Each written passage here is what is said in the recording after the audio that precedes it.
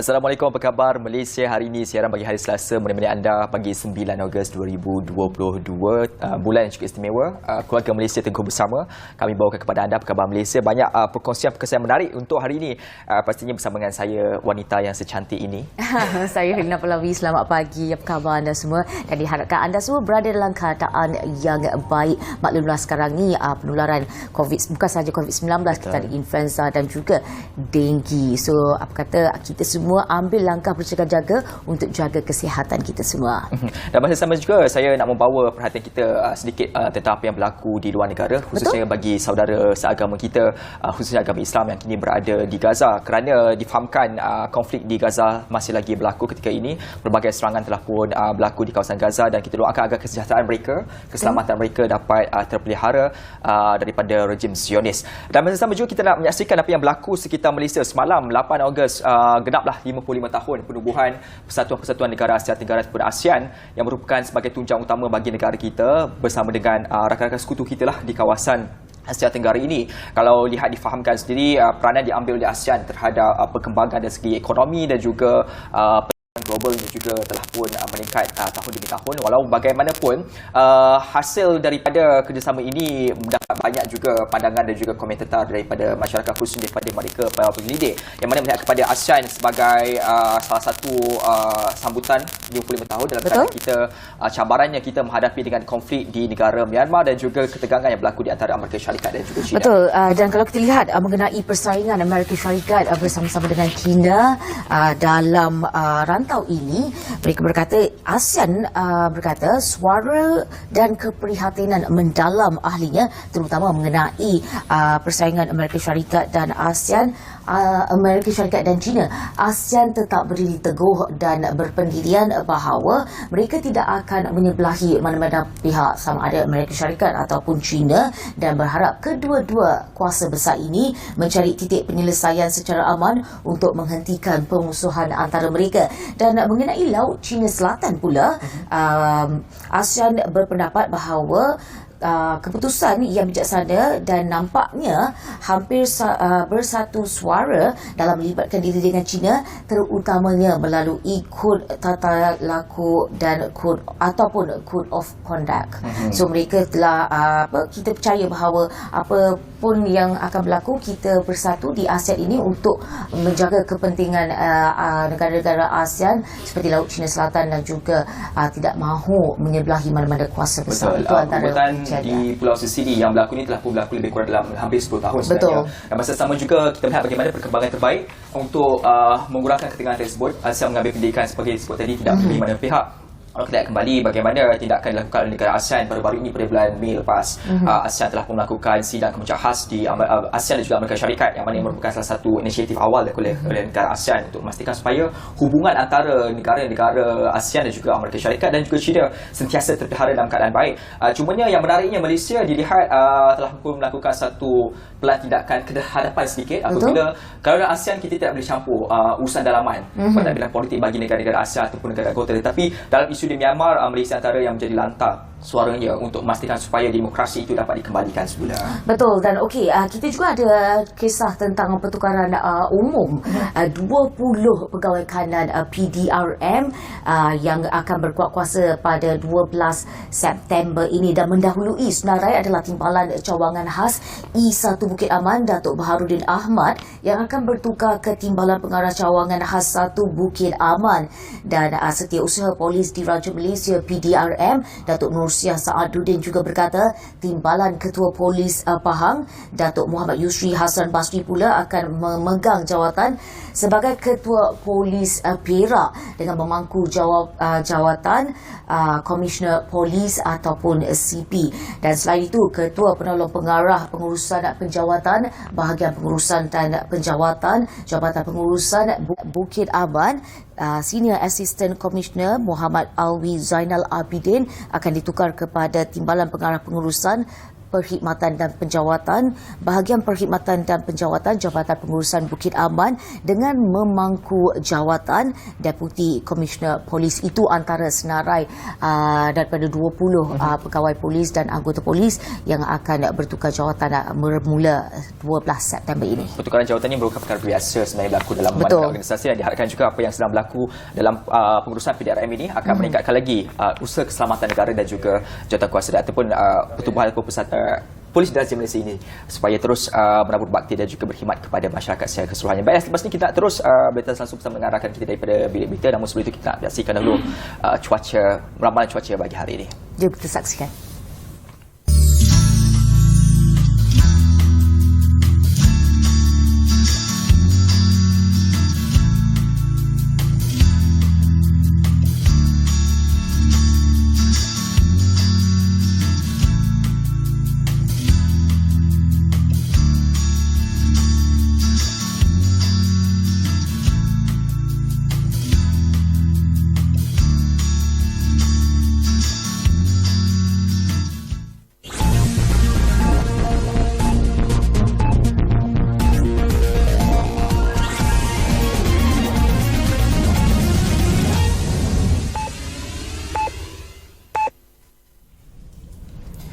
Bergu wanita negara Pearlie Tan M. Tina membantu Malaysia mengakhiri kempen di Sukan Commonwealth 2022 Birmingham dengan bergaya selepas menghadiahkan pingat emas ke-7 buat Malaysia. Mereka membenam cabaran wakil tuan rumah Chloe Birch Lawrence Smith dalam aksi final berlangsung di National Exhibition Centre. Pearlie dan Tina Ah nyata terlalu unggul buat pencabar dari England itu apabila mendominasi permainan pada kedua-dua set. Gandingan di ranking ke-11 dunia itu menang 21-5 dan 21-8 sekaligus menyaksikan badminton berjaya menyumbang 2 pingat emas buat Malaysia di tamasya kali ini. Lebih manis, kejayaan tersebut merupakan pencapaian terbaik buat Pearlie dan Tina Ah di pentas antarabangsa selepas muncul juara terbuka Switzerland pada tahun lalu. Feel sangat happy dan juga proud sebab I'm really happy that make negara aku again second time, and of course I feel thanks to my partner, coaches, all the support staff, and of course my family member and all the fans. Really thank you for giving us such a motivation to win the gold medal. Yeah, I think after the Swiss Open, we've had a lot of ups and downs in our games and matches, but this winning medal really helped to boost our confidence and motivation for upcoming tournaments. So we are really happy for this achievement. Berakhir sudah perjuangan lebih 5,000 atlet dari 72 negara pada tamasya Sukan Commonwealth Birmingham 2022 yang telah melabuhkan tirai secara rasmi dalam acara gemilang di Stadium Alexander Paribas malam tadi. Presiden Persekutuan Sukan Commonwealth atau CGF, Dame Louis Martin dalam ucapannya menyifatkan Birmingham 2022 sebagai berani, menguja dan cemerlang. Beliau memberikan pujian kepada semua atlet yang menyahut cabaran mempamerkan aksi menakjubkan sepanjang tempoh 11 hari tamasya itu berlangsung. Martin kemudiannya menyampaikan anugerah David Dixon kepada atlet cemerlang tamasya, iaitu atlet pingpong Singapura Feng Tianwei yang membantu pasukannya menyapu bersih pingat emas acara berpasukan, perseorangan dan juga bergu wanita. Bendera Commonwealth yang menjadi lambang persahabatan dinaikkan ketika upacara pembukaan pada 28 Julai lepas diturunkan sekaligus menandakan tamatlah sudah edisi Birmingham 2022. Bendera keramat itu bertukar tangan dan diserahkan kepada Governor Victoria Linda De Saux, iaitu tuan rumah edisi berikutnya berlangsung pada Mac 2026 dengan menyaksikan penganjuran kali pertama Sukan Commonwealth di pelbagai bandar di Geelong, Ballarat, Bendigo dan Gippsland.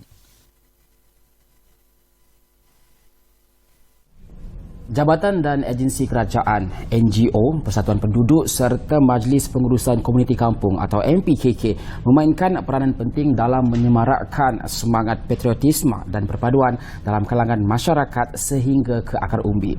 Ketua Menteri Pulau Pinang Chow Kon Yung berkata kerajaan negeri mengedarkan lebih 1,000 jalur gemilang kepada 53 agensi kerajaan persekutuan dan negeri sempena sambutan Bulan Kebangsaan.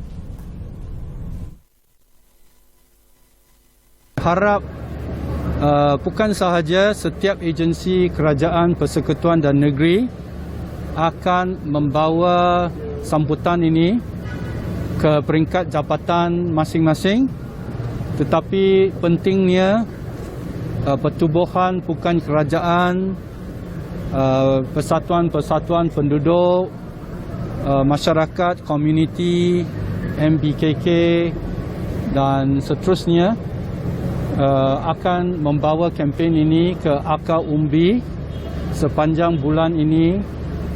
Beliau berkata pengisian dan intipati Bulan Kebangsaan memainkan peranan penting dalam menyampaikan mesej yang jelas untuk membangkitkan semula semangat patriotisme dalam sanubari setiap lapisan masyarakat.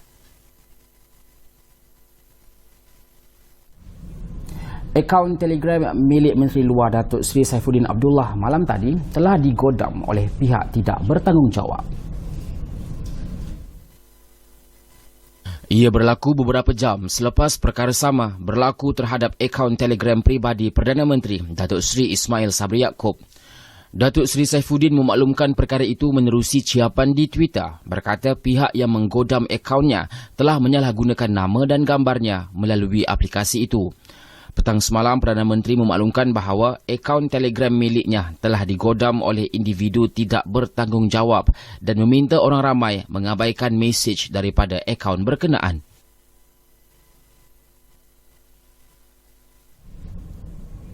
Baik, saksikan laporan lanjut dalam buletin bernama 1 tengah hari nanti dan layari bernama.com. Dengan itu, Assalamualaikum dan salam keluarga Malaysia.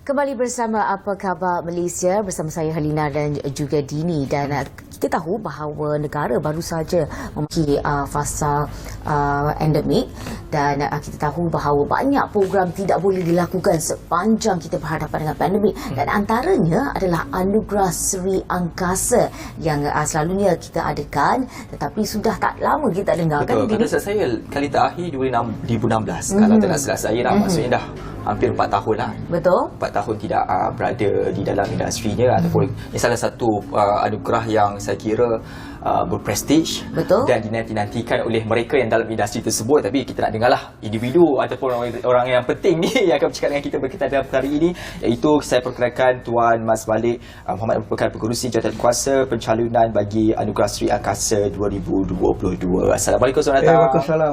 Terima kasih Rina, terima kasih kerana jemput kami untuk memperkenalkanlah Anugerah Sri Angkasa ni, di mana yang Cik Ashraf kata dah lebih kurang 6 tahun kita tak buat. Betul. Last sekali 2016. Betul. 2016. Ya. Baik, kita tahu juga pencalonan ataupun Anugerah Sri Angkasa ini telah dijalankan sejak tahun 1972 dan ia telah dijalankan sebanyak 33 kali. Mungkin Tuan nak kongsikan kepada semua penonton kita ni berhubung penganjuran Anugerah Sri Angkasa 2022. Ya, okey. Ini saya sebut short form je lah, ASA. Okey, pasal ASA. Anugerah Sri Angkasa ni panjang sangat.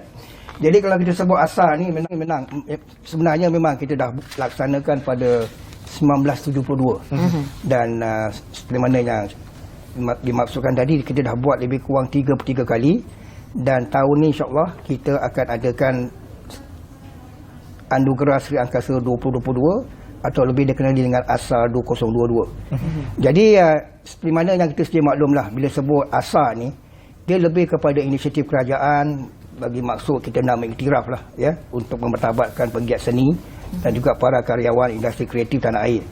Jadi seperti mana yang kita sedia maklum, dah lama kita tak buat. Betul. Ya. Jadi sebagai langkah untuk kita menganjurkan balik ASA 2022 ni, jadi saya selaku pengurusi pencalonan ni, kita kena war-warkanlah kepada semua penggiat-penggiat seni ni supaya membuat permohonan kepada kita.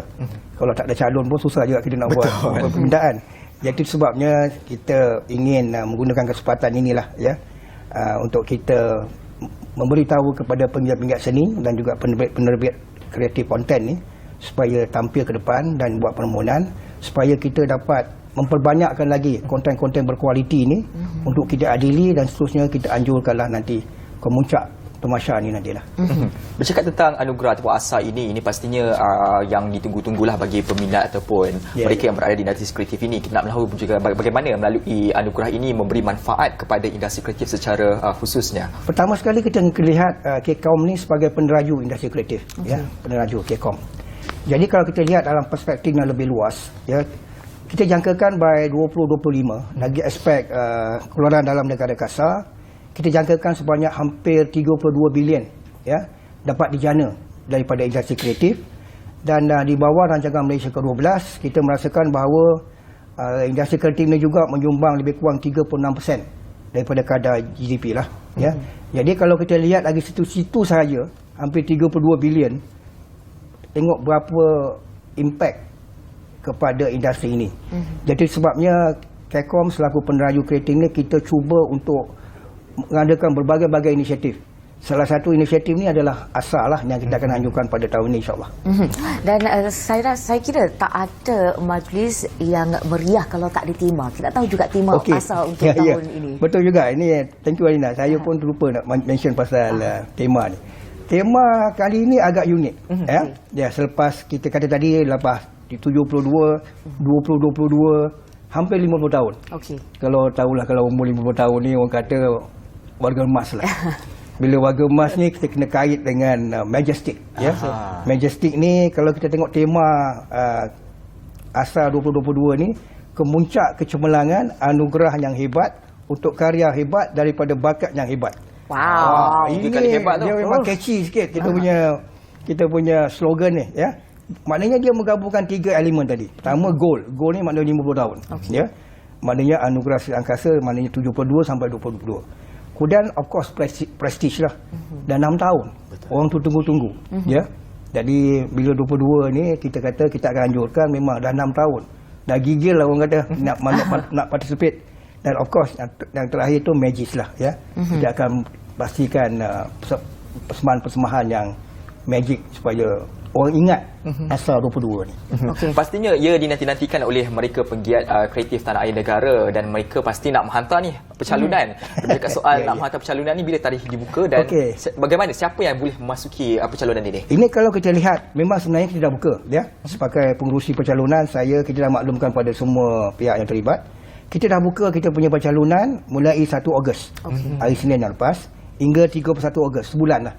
Kita bagi sebulan je ya, sebab kita kena faham ya, dan harap pihak industri pun kena faham, sebab masa tidak menjelahi kita lah, sebab kita nak adakan tahun ni. Jadi di pihak saya kita ada sebulan untuk memproses, menerima dan juga memperakukan semua konten-konten ini untuk kita calonkan. Dan pencalon ini terbuka kepada beberapa kategori lah ya. Pertama, rancangan TV dan radio terbitan tempatan yang disiarkan oleh organisasi penyiaran kerajaan. Jadi seperti mana yang kita maklum sekarang ni ada 3 platform penting lah bila kita dengar radio, bila kita tengok TV. Pertama tadi serial lah, yang mana yang TV biasa ni. Kedua of course satellite TV. Dan sekarang ni banyak timbul isu-isu, banyak timbul siaran-siaran TV dipancang melalui internet protokol TV. Jadi ada 3 platform rancangan ataupun platform TV yang kita terima sebagai pencalonan inilah. Dan kedua yang terbaru yang kita nak perkenalkan tahun ni, sebab sekarang ni kita tahu bahawa pengaruh social media ni Facebook dan sebagainya semakin berleluasa ya, semakin menerima dan diadaptasi oleh kebanyakan orang. Jadi kita memperkenalkan social media punya konten yang baru ya. Jadi insyaAllah yang kata tadi, saya pun tunggu je, belum sampai lagi pencalonan itu kepada saya. Kita nak tengok apa konten-konten yang nak diketengahkan oleh karyawan kita ni. Okey, baiklah. Yang terakhir sekali kita nak tahu macam mana nak mengemukakan pencalonan ni, macam mana nak tahu syarat dan sebagainya. Jadi kalau kita lihat balik, kalau kita lihat balik kita punya syarat ni sebenarnya kita dah lama, kita dah letak dekat website kita. Dan ni untuk maklumat secara umum lah untuk para penonton. Kita ada 72 kategori. Banyak tu.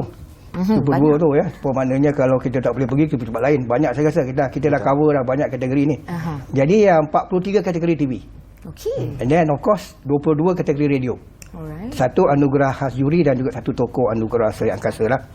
Jadi untuk YouTube ni mana-mana penyiar-penyiar ni kita ada lima segmen yang kita boleh kita akan tandingkan. Pertama, drama pendek menerusi YouTube. Okey. Drama pendek ya. And then of course sketsa pendek, and then video klip hiburan, and then PSA, pesanan khidmat masyarakat. Ini juga kita juga pertandingkan, dan juga last kali drama bersiri. Ini kita rasa sekarang ni banyaklah banyak konten creator kita ni. Ya, tapi kena melalui YouTube resmi lah. Okey. Ini antara satu ruang ataupun peluang kepada mereka, tidak kira lah, sebab dulu kalau dia TV dan juga radio saja, tapi disebabkan ada media baru, maka penganugerahan ini memberikan satu manfaat kepada masyarakat secara khususnya untuk mengembangkan lagi bakat kreatif itu. InsyaAllah nanti Halina pun akan menjadi calon. Saya akan calonkan diri sendiri, dan apa-apa pun kalau anda ingin mengetahui perkara lanjut mengenai ASA 2022, boleh layari www.anugerahseriangkasa.gov.my untuk maklumat lanjut. Terima kasih. Ya, terima kasih. Mas Malik Muhammad, pengurusi Jawatankuasa Pencalonan ASA 2022. Dan kita nak berehat seketika. Kita kembali selepas ini.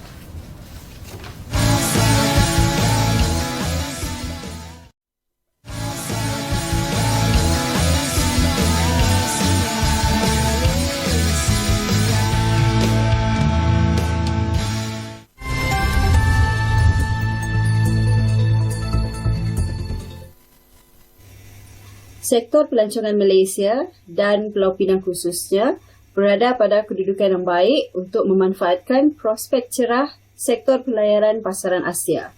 Naib Presiden dan Pengarah Urusan Asia Pasifik Royal Caribbean International, Angie Steven berkata, pasaran Asia secara amnya sangat berharu kepada sektor pelayaran, di mana ia bukan sahaja rantau terakhir yang belum diterokai, ia juga mempunyai golongan kelas pertengahan yang paling pesat berkembang.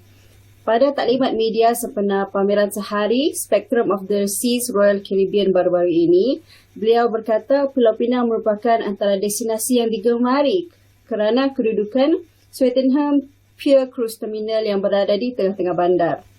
Spectrum of the Sea akan membuat 50 lawatan ke Malaysia sepanjang tahun ini dan dijangka akan membawa lebih 200,000 pelancong ke dalam negara. Antara tarikan utama pelayaran itu termasuk pelbagai pilihan restoran, spa, pusat kecergasan, dewan muzik, kolam renang serta pelbagai aktiviti penuh aksi dan pengembaraan seperti rock climbing, skydiving simulator dan surf simulator. Itu sahaja dari Pulau Pinang. Kembali ke studio.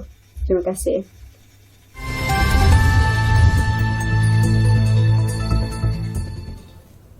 Dini, inilah masa yang terbaik untuk mereka yang tak pernah mencuba pelayaran itu untuk turut serta, kerana tahun ini banyak sangat promosi daripada Pulau Pinang ke Phuket, Pulau Pinang ke Singapura dan Kuala Lumpur ke Singapura dan juga Penang juga antara pelayaran-pelayaran yang membuat package istimewa. Betul. Saya kira kalau pergi dengan harganya sangat berbaloi, sebab saya pernah sebelum pandemik pergi sekali, saya boleh jamin akan memuaskan bagi mereka yang mencari tempat ataupun destinasi yang saya kira nak berlayar dan masa sama juga nak menikmati keseronokan pelayaran yang telah pun diajukan. Itu merupakan salah satu pilihan tepat.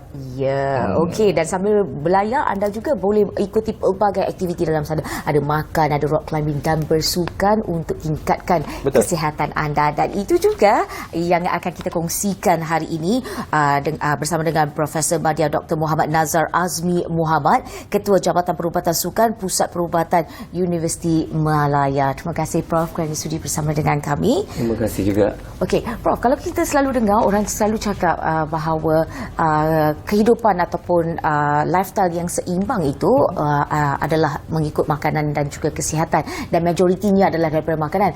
Dan ini membuatkan mereka tertanya, jaga makan je lah, tak payah bersukan. So pandangan Prof tentang pendapat mereka ini, bahawa kalau nak kita nak sihat, kita hanya jaga makan je, tak perlu bersenam. Macam mana Prof? Okey, kalau kita tengok dari aspek kesihatan secara umum, definisi apa yang perlu kita perhatikan adalah bukan saja dari aspek pemakanan.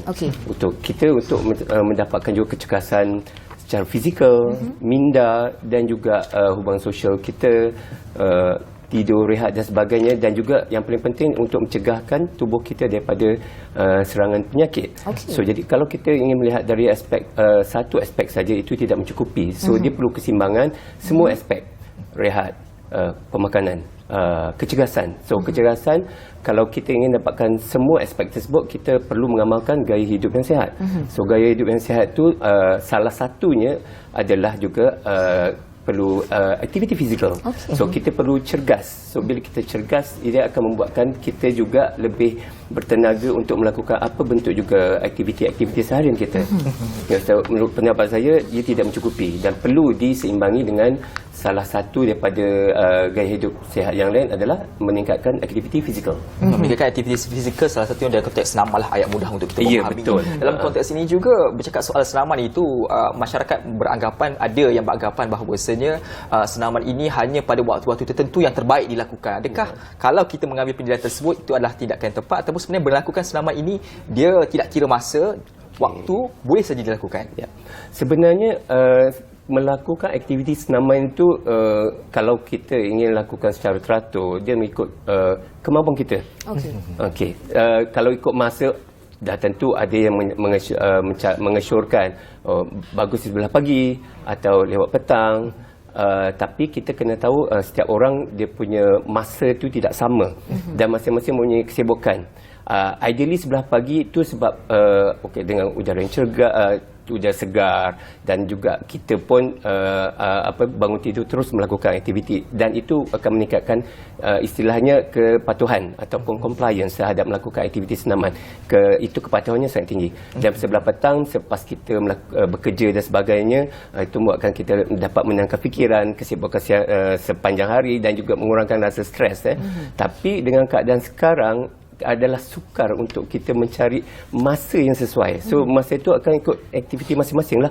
Macam saya, mungkin saya ada masa in between, masa lunch time contohnya. Ataupun ada setengah orang lepas bekerja, mungkin lepas maghrib, sebelum dia akan pergi bersenam di sebelah malam. So itu ikut kesesuaian masing-masing, dan juga yang paling penting kita ingin meningkatkan kecergasan dengan meningkatkan tahap aktiviti fizikal kita melalui bersenam ataupun bersukan. Okey, Prof, seperti yang Prof katakan tadi, bahawa kalau kita bersenam, kalau kita cergas, kita akan mempunyai minda yang kurang stres dan sebagainya. Dan dewasa ini kita banyak bercerita tentang kesihatan mental. Bagaimana senaman ini boleh membantu kita dalam kecergasan mental dan kesihatan mental kita? Pertamanya bila kita aktif secara keseluruhan, senaman itu akan merangsang beberapa bahan hormon atau bahan kimia dalam tubuh kita. Contoh, ada nitric oxide, yang mana dengan nitric oxide itu sendiri akan membantu untuk melancarkan pelebaran saluran darah, melancarkan aliran darah ke seluruh tubuh kita, dan juga dia akan merangsang hormon-hormon lain, contohnya endorfin, ataupun ada bahan-bahan hormon atau kimikal di otak kita yang akan membuatkan kita menjadi lebih relax. Dan juga dengan bila kita melakukan senaman dengan secara berkawan, berkumpulan, dia meningkatkan sosial kita, socializing kita, dan juga membuatkan kita dapat bergembira, bertukar pendapat, di samping kita dapat melupakan stres ataupun kesibukan yang mengganggu fikiran kita. So bila kita melakukan aktiviti senaman tu, secara tidak langsung kita dapat mengalihkan fikiran kita daripada masalah yang kita hadapi untuk sementara. Paling tidak dia akan menenangkan fikiran kita, dan juga secara tidak langsung membuatkan minda dengan lebih cergas, minda kita pun lebih segar, dan juga membuatkan kita mudah untuk tidur nantinya dan dapat rehat yang cukup. Dalam konteks ini juga saya melihat bagaimana individu ataupun kalau dewasa ini melihat bagaimana kesedaran tentang melakukan senaman itu sudah ada. Dan malah ada juga yang mengambil pendekatan untuk melakukan senaman sehingga ke keadaan obses ataupun ekstrim. Dalam konteks ini, apakah ia akan memberi kesan kepada tubuh badan sekiranya melakukan senaman secara berlebih-lebihan? Itu satu pertanyaan yang sangat bagus sebenarnya, sebab memang saya tidak nafikan, saya juga berjumpa beberapa ada pesakit ataupun orang perseorangan yang sangat obses. Itu perkataannya, obses. Apa yang disyorkan oleh WHO, World Health Organization, menggalakkan senaman secara sederhana. moderate intensity dengan guideline recommendation dengan masa yang disyorkan adalah contohnya 150 minit dan seminggu. Tapi tubuh kita sebelum kita melakukan aktiviti senaman, kita perlu melakukan pemeriksaan. Itu paling penting. Sebab kita tak tahu, walaupun sekarang dia kata saya muda lagi, tapi kenyataannya sekarang ramai je saja orang yang berusia muda pun sudah mendapat masalah penyakit serangan jantung tiba-tiba atau heart attack. So itu kerap terjadi sekarang. So yang pertama, kita kena buat pemeriksaan kesihatan, memastikan kita selamat untuk melakukan aktiviti senaman yang kita ingin lakukan. Kedua, pertama kita melakukan dengan secara bertahap.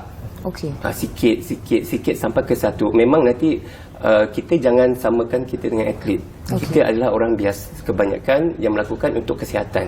So bila kita melakukan secara berlebihan, tubuh kita akan sampai satu tahap yang mana dia akan tidak mampu lagi untuk bertahan, dan mungkin pada ketika itu mudah untuk kecederaan dan juga boleh mengakibatkan masalah kesihatan. Contoh jantung kita tidak masalah jantung.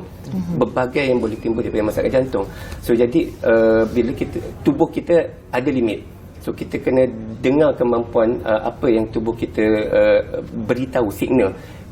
Penat, kadang-kadang memang letih yang teramat sangat. Itu sebenarnya datang bagi tanda-tanda.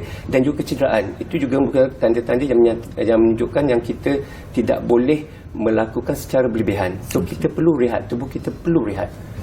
Untuk recover, recharge, dan kemudian kita dapat melakukan aktiviti senaman dengan lebih baik dan berterusan, dan agar kesihatan kita juga terjaga.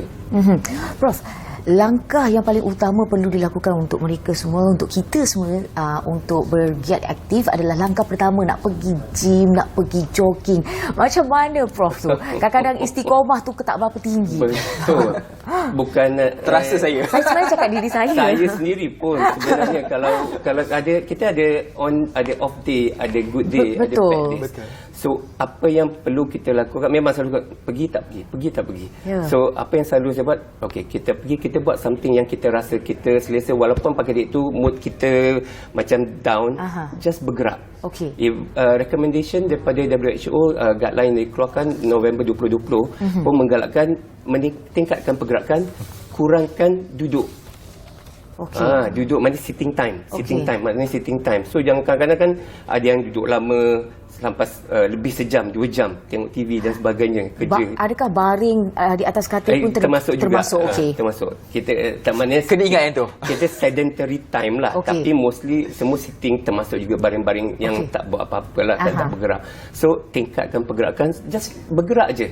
Kalau misalnya duduk lama, bangun, bergerak, pindah tempat duduk ke, atau pergi ke dapur ke, minum seteguk air, minum seteguk air yang sihat lah, jangan minum manis-manis. Lepas tu yang keduanya, dengan buat apa pun bentuk pergerakan, stretching dan sebagainya. Kadang-kadang kita meeting kan, lebih daripada 1 jam, dan juga kerana saya merasa sakit pun, kadang-kadang saya akan berdiri. Sekurang-kurangnya berdiri. Yang paling penting, keluar dari rumah bila keadaan kita yang rasa terganggu, yang tak ada mood tu, just move, buat je apa saja, kurang-kurang berjalan, tingkatkan step. Itu yang paling mudah sekali.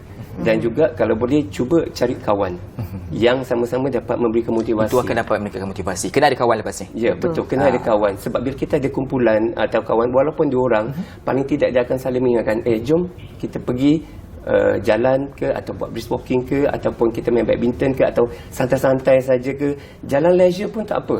Yang penting keluar. Dan saya kira kan naik tangga, turun tangga ni adalah salah satu perkara yang paling mudah nak buat kan. Terutama masa MCO dulu kan, tak boleh keluar kan. Kebanyakan daripada yang aktif, termasuk sakit saya pun, naik tangga, turun tangga. Kebetulan rumah dia ada 5 tingkat kan, dekat apartmen, dia naik turun sampai beberapa kali. Dan kemudian bila dia datang untuk rawatan susulan, saya cakap, apa yang anda buat selama ni? Nampak ada improvement. Sebab selalu bila datang rawatan, saya akan buat pemeriksaan body fat composition.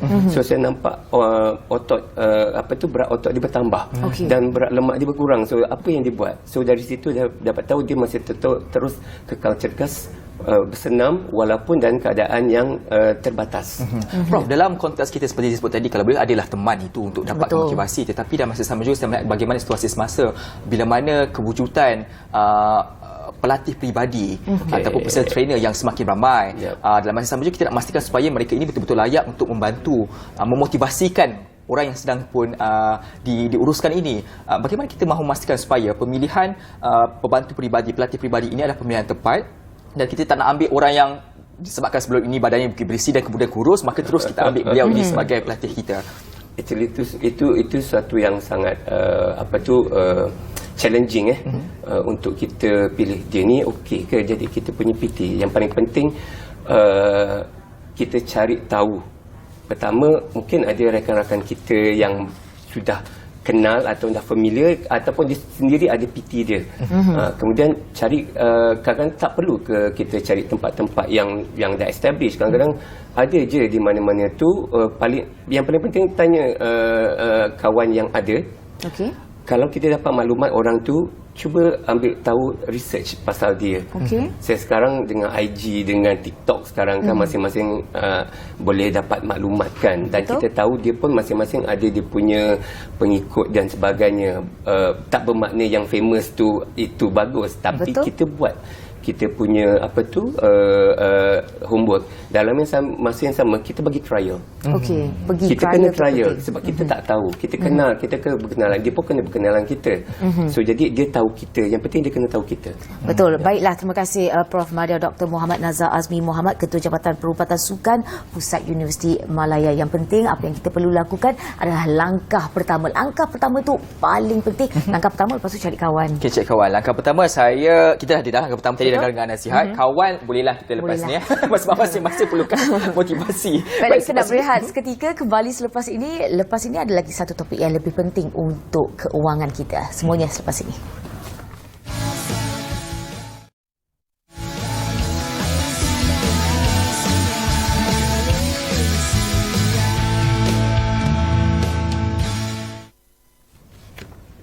Bercakap soal keuangan, pastinya ia tidak lari daripada kehidupan kita. Dalam masa sama juga, dalam keadaan situasi semasa, kita perlu menguruskan keuangan dengan bijak dan berkualiti. Pun begitu, bila bercakap soal keuangan juga, banyak sebenarnya saya masih berdalam aspek keuangan ini bukan semata-mata soal pengurusan keuangan di peringkat diri, tetapi juga dari peringkat agensi dan juga jabatan-jabatan terlibat. Dan semua itu kita akan bercakap secara langsung berkaitan tentang perkara yang sangat penting, saya kira, inisiatif ataupun salah satu badan penting bagi memastikan pelindungan insurans keuangan dapat dijaga. Dan kali ini kami bersama dengan Cik Wan Ahmad Ikram, Wan Ahmad Lotfi yang merupakan Vice President Eksekutif PIDM bersama dengan kita pada kali ini. Assalamualaikum, selamat datang Cik Ikram. Waalaikumsalam, terima kasih. Nak cakap soal kewangan ni satu isu yang cukup penting. Semua orang boleh cakap soal kewangan ni, dia dah macam ni sikit dah. Risau kan, duit. Betul, dan mungkin secara ringkas ni boleh bagi tahu kepada umum peranan PIDM dalam sistem keuangan negara. Okey, Badan Insurans Deposit Malaysia ni ataupun PIDM bukan sebuah badan berkanun yang ditubuhkan pada bulan Ogos 2005 di bawah Akta PIDM lah. Jadi kita punya peranan, fungsi utama adalah untuk mentadbir satu skim pelindungan kewangan kepada konsumer kewangan. Secara ringkasnya kita ada dua sistem insurance deposit yang mana memberi perlindungan kepada pendeposit sekiranya berlaku kegagalan ahli bank kami lah. Yang gagal dalam konteks ni bermaksud tidak berdaya maju ataupun menjadi muflis. Jadi kalau bank-bank tu menghadapi masalah kita akan melindungi sehingga RM250,000 bagi semua deposit yang disimpan di bank komersial, konvensional dan juga bank-bank Islamik di Malaysia lah. Begitu juga kita juga ada mentadbir sistem pelindungan manfaat insurans dan takaful. Skim ini memberi pelindungan untuk melindungi pemilik sijil takaful ataupun polisi insurans daripada kehilangan manfaat yang layak diterima sekiranya ahli penginsurans kami gagal lah. Seperti juga bagi ahli-ahli bank kami. Dia punya had dia adalah setakat RM500,000 bagi setiap manfaat yang dilindungi. Biasanya kalau kita bercakap soal pelindungan insurans ini, kalau biasa saya kena bayar lah kan. Tapi kalau dalam PIDM ni bagaimana? Dia secara automatik dan percuma. Dia memang ini adalah pelindungan statutory ataupun bukan kita jual lah sebagai produk. Jadi kita agensi kerajaan kerajaan, badan berkanun. Jadi perlindungan ini adalah perlindungan yang diberikan dari segi pihak kerajaan lah, bagi membantu memastikan konsumer kewangan dilindungi. Kena ingat dia adalah riwayat automatik sebab sebelum ni pernah ada kes berlaku scammer menggunakan PIDM mengatakan seolah-olah perlu bayar kepada mereka, sedangkan ini adalah secara automatik. Yes, itu memang banyak berlaku lah, banyak orang yang gunakan nama-nama PIDM ni, so kena berhati-hatilah. Kita punya perlindungan memang automatik, tak payah perlu daftar, tak payah bayar apa-apa. Dan selain sistem pelindungan ini percuma dan mampu memberi pelindungan kepada pengguna kewangan dan pendeposit, apa lagi kebaikan sistem ini? Kita juga sebagai aktiviti kami, kita buat kesedaran awam lah. Aktiviti kesedaran awam tentang sistem pelindungan ini penting bagi memastikan kestabilan sistem kewangan. Perlu konsumer kewangan yakin terhadap sistem kewangan dan jaringan keselamatan kewangan di Malaysia atau financial safety net di Malaysia. Kami juga sebagai saluran aktiviti ini juga kita buat aktiviti literasi kewangan untuk memberi pengetahuan kewangan kepada konsumer kewangan untuk meningkatkan daya tahan kewangan individu masing-masing. Dan antara salah satu inisiatif saya difahamkan ini sudah masuk tahun kedua, ada kempen hashtag sedia payung kewangan. Mungkin boleh ceritakan sikit apakah program ini? Perbezaan tahun lepas dengan tahun ini bagaimana? Okey, sedia payung kewangan ni adalah satu kempen yang kita memang anchorkan untuk kita punya literasi kewangan, kempen kita.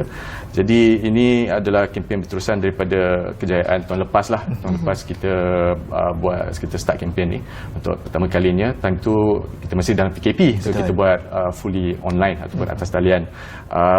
Dia punya reception dia amat bagus. Kita dapat 9.5 juta capaian daripada semua berbagai jenis platform digital pada masa itu. Jadi tahun ini kita dah lancarkan kempen sedia payung kewangan 2022 ataupun kita panggil 2.0 lah, pada 26 Julai dan akan berterusan sampai hujung bulan September, 30 September. Tahun ini kita mengambil pendapatan hybrid. Kita mengambil peluang untuk mengambil yang terbaik capaian dari segi aktiviti fizikal dan juga digital lah, untuk meluaskan lagi capaian kita. Apa yang saya ingin ketengahkan tentang kempen ini adalah ianya bertujuan untuk meningkatkan daya tahan kewangan rakyat Malaysia menerusi pengetahuan kewangan.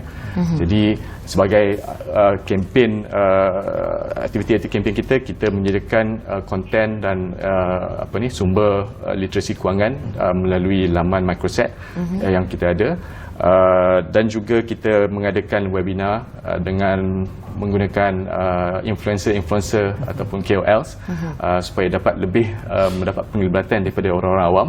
Dan kami juga mengadakan roadshow ataupun jelajah yang sekarang ni sedang menuju ke arah selatan dan akan sampai ke Johor hujung bulan. Satu lagi perkara menarik bagi kempen untuk tahun ini specifically adalah calculator SPK. Calculator SPK ni adalah alat interaktif online yang mana ia dapat mengimbang informasi pendapatan dan pembelanjaan individu bagi mengira berapa banyak yang kita perlu simpan untuk waktu kecemasan. Ni macam nak bina tabung kecemasan lah. So memang kalkulator ni percuma, tak perlu didaftar dan semua orang tak payah nak risau kita tak ada simpan maklumat peribadi. Jadi kalau nak guna nama samaran pun tak apa. Yang penting kita nak orang ramai cuba menggunakan kalkulator ini supaya dapat menilai kecukupan kewangan mereka untuk menghadapi masa-masa kecemasan lah. Jadi kalau nak dapatkan maklumat lebih lanjut tentang kita punya kempen sedia payung kewangan untuk tahun 2022, laman ni lah kita punya microsite kita di www.pidm.gov.my/spk untuk mendapatkan sumber-sumber literasi kewangan dan juga dapat join aktiviti-aktiviti yang kita sediakan. Kalkulator tu sudah dilancarkan. Ya. Kalkulator sudah. Dia memang dapat boleh diakses daripada kita punya laman microsite lah. Dan kami juga difahamkan ada chief beruang. Mungkin nak boleh cerita sedikit tentang chief beruang. Yes, chief beruang ni menarik jugalah sikit sebenarnya. Dia sebenarnya kita punya ikon bagi pengurusan kewangan yang baik. Jadi bagaimana kita start si beruang ni, kita gunakan dia sebagai watak host bual bicara yang memberi petua ataupun tips bagi pengurusan kewangan lah. Kita gunakan beruang pasal kita specifically sebenarnya kita guna beruang matahari ataupun sun bear. Jadi ia bersesuaian kerana ia merupakan spesies haiwan yang berasal daripada Malaysia. Sebagai aktiviti CSR PIDN, kami juga membuat menyokong pemeliharaan sun bear ni melalui Borneo Sun Bear Conservation Center di Sabah.